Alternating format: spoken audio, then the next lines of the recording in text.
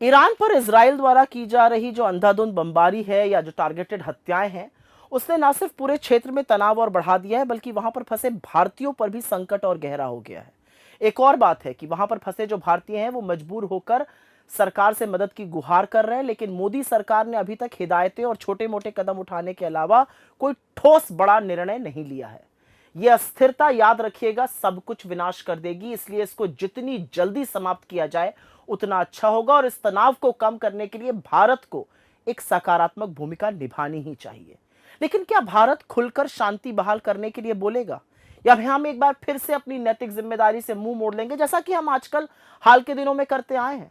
याद ही होगा आपको 12 जून 2025 संयुक्त राष्ट्र यूनाइटेड नेशंस में गाजा युद्ध विराम पर मतदान से हमने अलग रहने का निर्णय किया।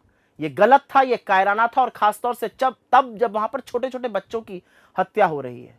180 देशों में से 149 ने युद्ध विराम के प्रस्ताव के समर्थन में वोट किया, 12 ने इसके खिलाफ वोट किया, और 19 देशों ने वोट ना करने का फैसला किया, जिसमें भारत के साथ Albania, Ecuador, Malawi, Dominica, Kiribati जैसे देश शामिल है। अब हम इनकी कंपनी में रहना चाहते हैं।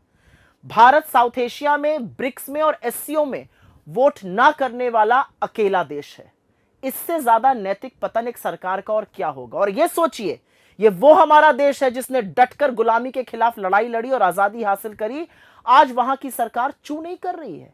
यह हमारी विदेश नीति पर भी बहुत बड़ा प्रहार है, क्योंकि इतिहास साक्षी है कि इंडिया हमेशा से फिलिस्तीन के साथ मजबूती से खड़ा हुआ है। 1974 में भारत फिलिस्तीन मुक्ति संगठन को मान्यता देने वाला पहला गैर अरब देश बना था। 1983 में जब नाम की 7 समिट हो रही थी, तो हमने यासिर अराफात को इनवाइट किया था। 1988 में औपचारिक रूप से फिलिस्तीनी राज्य को हमने मान्यता दी थी। हमने हर बार विश्व में कहीं भी हो रहे अन्याय के खिलाफ मजबूती से आवाज उठाई है।